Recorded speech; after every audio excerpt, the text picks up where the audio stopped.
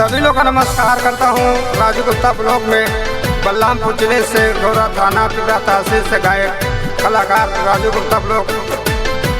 गरिमा recording studio Gujarat.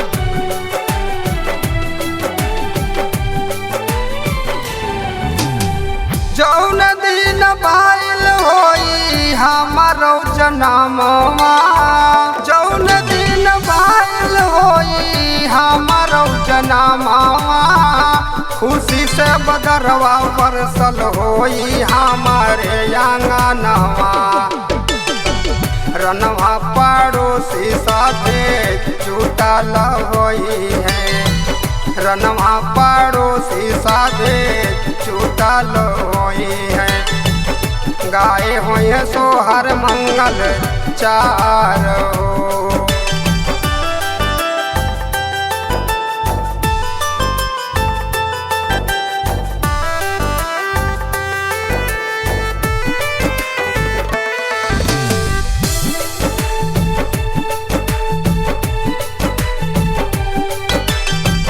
अपनौ न देखली माई धूप और छाँव हो, हमरा के रखले माई अचरा के छाँव हो।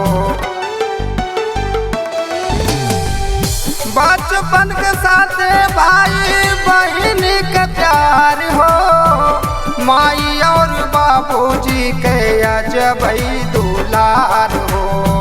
बरसों से बहिनी हमर देखत हुई राहिया, कहवा गिरा नावा हमार हो।